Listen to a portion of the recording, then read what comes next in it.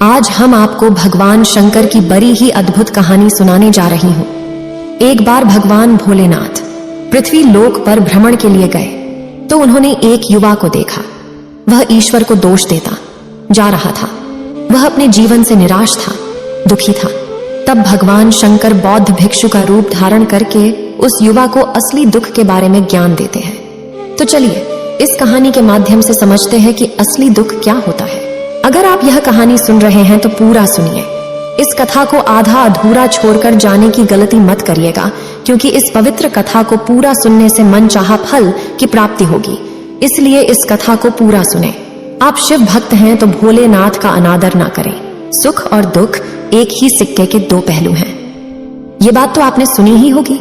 सुख और दुख हमारे जीवन में लगातार आते ही रहते हैं और हमें लगता है कि हमारे जीवन में हजारों दुख हैं, हजारों समस्याएं हैं। लेकिन अगर आप वास्तविक तौर पर देखें, अगर आप इस बात को अच्छी तरह से समझें, तो आप ये समझ पाएंगे कि हमारे जीवन में केवल एक ही दुख होता है। और दुख क्या है वो हम इस कहानी के माध्यम से जानेंगे। और उस दुख का निवारण, उस दुख का समाधान क्या है, वो भी हम इस कहानी में ही जानेंगे। तो इस कहानी के अंत तक जरूर बने रहिए। एक समय की बात है, एक गांव में एक व्यक्ति रहता था। उसका नाम सोनू था। वह बड़ा आलसी था और अपने जीवन से बहुत निराश था। और उसका कारण यह था कि उसने अब तक अपने जीवन में कुछ भी हासिल नहीं किया था। वह कुछ भी नहीं करता था। उसके घर वाले भी इस बात से बहुत परेशान रहते थे। वे चाहते थे कि वे बाहर जाकर कुछ अच्छा काम करें, कोई अच्छी नौकरी कर ले, लेकिन वह उनकी एक नहीं सुनता था। उसके घर वाले दूसरों का उदाहरण देकर उसे ताने मारते थे, उसे तरह तरह की बातें कहते थे, लेकिन उसे कोई फर्क नहीं पड़ता था। जबकि उसके सारे मित्र कामयाब हो चुके थे। कोई अच्छा व्यापार कर रहा था तो कोई अच्छी नौकरी कर रहा था, जिस कारण जब भी वो लोग मिलते तो वे लोग अपनी बढ़ चढ़कर बड़ाई किया करते। लेकिन सोनू कुछ नहीं करता था, जिस कारण जब भी कोई उससे पूछता कि तुम क्या कर रहे हो, तो वह कुछ नहीं कह पाता। उसे यह कहने में बहुत शर्म महसूस होती थी कि वह कुछ नहीं करता।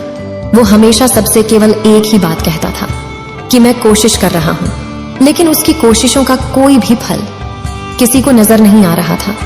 देखते ही देखते अब ऐसा समय आ चुका था कि सोनू सभी से मुंह छिपाता फिरता, ताकि कोई उसे यह न पूछ ले कि तुम क्या करते हो, जिस कारण वो कभी किसी के सामने भी नहीं आता था। धीरे धीरे उसका मन दुखी होने लगा था। वह बहुत निराश रहने लगा था। उसे अब ऐसा प्रतीत होता था मानो वह इस धरती पर बोझ है, जिस कारण वो अपने आप को बहुत अकेला महसूस करता, बहुत तन्हा महसूस करता। एक दिन तो उसके मन में ये भी विचार उत्पन्न होने लगे कि मेरे हाथों में कुछ नहीं है तो मैं क्या कर सकता हूँ। अकेले बैठकर वह रोता रहा और भगवान को दोष देता रहा। एक दिन छुपता छुपाता वह घर से निकलकर कहीं जा रहा था। तभी उसने रास्ते में देखा कि एक बौद्ध भिक्षु लोगों को प्रवचन दे रहे हैं और प्रवचन में वह दुख की बातें कर रहे हैं। सोनू कुछ देर के लिए अपना मुंह छुपाकर वहीं पर खड़ा हो गया ताकि उसे कोई देख न ले, और चुपचाप वह उन भिक्षु की बातें सुन रहा था। बौद्ध भिक्षु सभी को प्रवचन में कह रहे थे कि दुख हमारा सबसे बड़ा साथी है। हमें दुख अपने जीवन के बारे में समझाता है और हमें सही जीने का तरीका बताता है। यह हमारे गुरु की तरह है, जिससे हमें सीखना चाहिए। आप चाहें तो अपने जीवन में अपने दुखों को अपना गुरु बना सकते हैं और उससे सीख सकते हैं, या फिर आप चाहें तो अपने दुखों पर बैठकर रो सकते हैं। लेकिन इससे आपको कोई लाभ नहीं मिलेगा, बल्कि आप दिन ब दिन और कमजोर होते जाएंगे, निराश होते जाएंगे। सोनू छुप छुप कर उन बौद्ध भिक्षु की ये सारी बातें सुन रहा था। जैसे ही उपदेश खत्म हुआ, वह उन बौद्ध भिक्षु के पास पहुंचा। उन्हें प्रणाम करके वह कहता है, हे महात्मा, अभी आप कुछ देर पहले दुख को गुरु बता रहे थे। आप कह रहे थे कि दुखों से हमें सीखना चाहिए, हमें उन्हें अपना गुरु बनाना चाहिए। लेकिन मैं भी तो अपने दुखों से परेशान हूँ, अपने जीवन से परेशान हूँ। मैंने अब तक जो दुख झेला है, मुझे तो कभी ऐसा प्रतीत नहीं हुआ कि मेरे दुख मुझे कुछ सिखा रहे हैं, बल्कि मुझे तो हमेशा यही लगता है कि वो मुझे पीड़ा दे रहे हैं, तकलीफ दे रहे हैं। पर दुख की पीड़ा बहुत भयंकर होती है।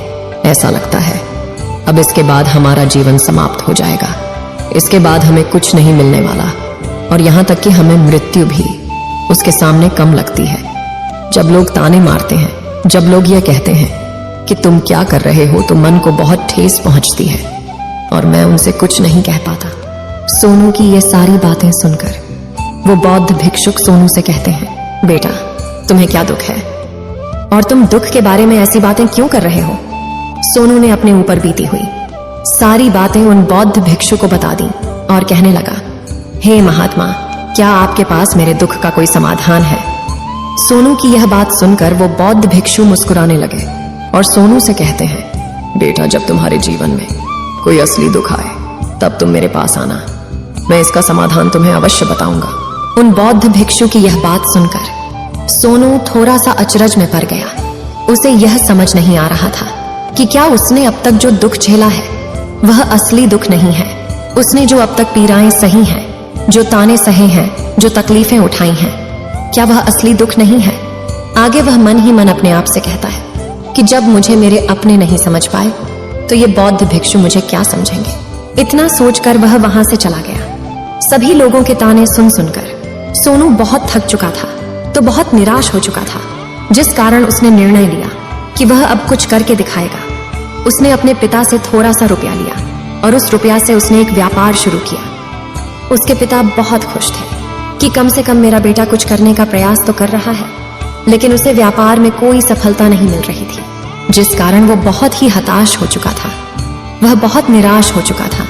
उसे ये समझ नहीं आ रहा था कि वह क्या करे, किस तरह से अपने व्यापार को आगे बढ़ाए। तभी उसके पिता ने उससे कहा, बेटा कोई बात नहीं, इसी तरह से प्रयास करते रहो, आज नहीं तो कल सफलता अवश्य मिलेगी। सोनू ने अपने पिता की बात मानी और अपने व्यापार में और भी कड़ी मेहनत करने लगा। धीरे धीरे उसे सफलता मिलने लगी और फिर उसने रफ्तार पकड़ ली। देखते ही देखते केवल 3 सालों के अंदर वह एक बहुत बड़ा व्यापारी बन गया। अब उसके पास धन दौलत की कोई कमी नहीं थी। लोग जो उसे पहले नापसंद किया करते थे अब उसे पसंद करते थे, उसकी चिंता करते थे, उसके कार्यों की सराहना करते थे। उसके माता पिता भी अब अपने बेटे से बहुत खुश थे और उसकी सफलता से वे अत्यंत प्रसन्न थे। धीरे धीरे सोनू के मित्रों की संख्या लगातार बढ़ती जा रही थी। सोनू के कुछ मित्रों ने उसे यह भी सलाह दी कि उसे अपना व्यापार और तेजी से बढ़ाना चाहिए, उसे और फैलाना चाहिए। जब तुम आज केवल इस नगर के सबसे बड़े व्यापारी हो तब तुम इतना खुश हो, तुम्हारे साथ ये सारे लोग हैं। वहीं पर तुम सोचो कि जब तुम इस राज्य के सबसे बड़े व्यापारी बन जाओगे तब तुम्हारे यहाँ पर लोगों की भीड़ लग जाएगी। लोग तुमसे मिलने के लिए समय निकालेंगे, यहाँ तक कि इस राज्य का राजा भी तुमसे मिलना चाहेगा, तुम्हारी तारीफ करेगा, और यदि कभी ऐसी जरूरत आन पड़ी तो वह तुमसे धन भी उधार लेने के लिए अवश्य आएगा। सोनू को अपने दोस्त की यह बात बहुत पसंद आई। सोनू ने सोचा कि मेरे मित्र सही कह रहे हैं, मुझे अपने व्यापार को और बड़ा करना चाहिए और फैलाना चाहिए, तभी तो हर कोई मेरे बारे में जान सकेगा, हर कोई मुझे पहचानेगा। उसने बिना देरी किए अपने समय को बिना गवाए अपने व्यापार में और मेहनत करने लगा। लेकिन अब की बार उसके मन में धैर्य नहीं था, जिस कारण उसने कुछ अनुचित कदम उठाए ताकि उसका व्यापार जल्दी से जल्दी और बड़ा हो जाए। उसने कई लोगों से अधिक मात्रा में धन उधार ले लिया, जिससे उसके ऊपर अब काफी ऋण हो चुका था। और इतना ही नहीं, वो यहाँ पर नहीं रुका। उसने अधिक से अधिक मुनाफा कमाने के चक्कर में अपने माल की गुणवत्ता को भी खराब कर दिया, जिससे अब उसके माल में वह बात नहीं रह गई थी जो पहले हुआ करती थी। लेकिन वह अपने मित्रों की बात सुनता रहा। जैसा उसके मित्र कहते थे वो वैसा ही करता चला जा रहा था। यहाँ तक कि उसने अपने व्यापार को और भी तीव्रता से बढ़ाने के लिए अपने दूसरे छोटे व्यापारियों के खिलाफ षड्यंत्र भी रचने शुरू कर दिए, जिस कारण उसके मन में अब पहले जैसा वह सुकून नहीं था। उसे अब रातों को नींद नहीं आती थी। वह केवल एक ही विचार में लगा रहता था कि किस तरह से उसका व्यापार पूरे राज्य में फैल जाएगा और वह इस राज्य का सबसे बड़ा व्यापारी बन जाएगा, जिस कारण वह दिन रात केवल इसी मेहनत में लगा रहता, वह किसका व्यापार जल्दी से जल्दी और बड़ा हो जाए। हालांकि उसके पास अब सब कुछ था, धन दौलत, अच्छा घर, गाड़ियां, नौकर चाकर, सभी सुख सुविधाएं। लेकिन उसके बावजूद भी वह उन चीजों का लाभ नहीं उठा पा रहा था, क्योंकि उसका पूरा ध्यान केवल अपने व्यापार को और उन्नति पर ले जाना था। एक दिन सोनू अपने रथ पर बैठकर एक मार्ग से होकर गुजर रहा था। तभी रास्ते में उन्हें गुरुवर का आश्रम पड़ा। ये देखकर वह उन बौद्ध भिक्षु के पास गया और बौद्ध भिक्षु से कहने लगा, हे महात्मा, आपने कहा था कि जब मेरे जीवन में कोई असली दुख आए तब मैं आपके पास आऊं। इस कारण मैं यहाँ पर आया हूँ। आज मैं बहुत दुखी हूँ। मैं रातों को सो नहीं पाता। मेरे पास सब कुछ होते हुए भी मैं उनका लुत्फ नहीं उठा पाता। उसने अपनी सारी बातें एक एक करके उन बौद्ध भिक्षु को बता दी। तभी वह बौद्ध भिक्षु सोनू से कहते हैं, बेटा, जब तुम पहली बार आए थे तब भी तुम बहुत दुखी थे, लेकिन तब तुमने अपने दुख से क्या सीखा था? इसके जवाब में सोनू उन बौद्ध भिक्षु से कहता है, हे महात्मा, जब मैं अपने जीवन में कुछ नहीं कर पा रहा था तब मैंने अपने दुखों से यह सीखा था कि केवल सोचने मात्र से कुछ नहीं होगा। उसके लिए हमें कुछ करना भी पड़ेगा, और केवल कोई कर्म करना ही हमें सफल नहीं बनाता, बल्कि उस कर्म को उसके अंजाम तक पहुंचाना हमें सफल बनाता है। फिर चाहे रास्ता कैसा भी हो, फिर चाहे परिस्थितियां कैसी भी क्यों ना हो, फिर चाहे कितनी ही बाधाएं आपके रास्ते में क्यों ना आ जाएं, चाहे ऐसा क्यों ना लगने लगे कि अब आपके जीवन में कुछ नहीं बचा और आप कुछ नहीं कर सकते, तब भी हौसला बनाए रखो, उम्मीद न छोड़े और अपने कार्य पर डटे रहो, यह सोचकर कि जब तक मैं अपने कार्य को सफल नहीं कर लेता, जब तक मैं अपने लक्ष्य तक नहीं पहुंच जाता, तब तक मैं इस कार्य को करता रहूंगा। मैं इस कार्य में अवश्य सफल होकर ही रहूंगा। जबकि बाकी लोग केवल सफल लोगों को महत्व देते हैं, उनके कर्मों को नहीं। सोनू की ये सारी बातें सुनकर वह बौद्ध भिक्षु मुस्कुराने लगे और इस सोनू से कहते हैं, बेटा, जब तुम्हारे जीवन में असली दुख आए तब तुम मेरे पास आना, मैं तुम्हारी समस्या का समाधान अवश्य करूंगा। इतना कहकर वह बौद्ध भिक्षु वहां से उठकर चले गए। सोनू एक बार फिर से उनकी ये बातें सुनकर आश्चर्यचकित रह गया। उसे अब यह समझ नहीं आ रहा था कि क्या उसने जो दुख देखा है, उससे जो तकलीफें अब तक सही हैं, क्या वह असली दुख नहीं है? उसके मन में अब एक सवाल उत्पन्न होने लगा कि असली दुख क्या है और इसकी पहचान क्या है, और मुझे कैसे पता चलेगा कि इस समय में असली दुख मैं हूं। लेकिन उसने कुछ नहीं कहा। वह यह सब सोच ही रहा था कि तभी वह बौद्ध भिक्षु सोनू के पास एक बड़ा सा घड़ा लेकर पहुंच जाते हैं। उस घड़े के अंदर सोने के सिक्के थे। उस घड़े को देते हुए वह बौद्ध भिक्षु सोनू से कहते हैं, बेटा, तुम इसे उस पैर के नीचे दबा दो, क्योंकि ये मेरे किसी काम का नहीं है। जब मुझे इसकी जरूरत पड़ेगी तब मैं वहां से खोद कर इसे निकालूंगा, लेकिन अभी के लिए इसे वहां पर मिट्टी के नीचे दबा दो। सोनू ने उस बौद्ध भिक्षु की बात मान ली और वो घड़ा उस पैर के नीचे जाकर मिट्टी में दबा दिया। इतना करके वह गुरुवर को प्रणाम करता है और वहां से वापस अपने घर की ओर लौट जाता है। धीरे धीरे समय बीतता गया। समय के साथ साथ सोनू व्यापार में और भी ज्यादा उन्नति कर चुका था, लेकिन माल की गुणवत्ता अच्छी न होने के कारण अब उसके व्यापार में घाटा होने लगा। और धीरे धीरे ऐसा समय आया कि उसका व्यापार पूरी तरह से चौपट हो गया।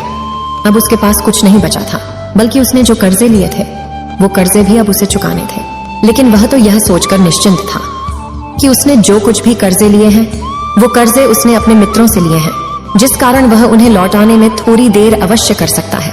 वह तो यह सोच रहा था कि उसके मित्र उसका बुरे समय पर साथ देंगे, लेकिन सबसे पहले उसके मित्र ही उसे अपना कर्ज वापस लौटाने की मांग करने लगे।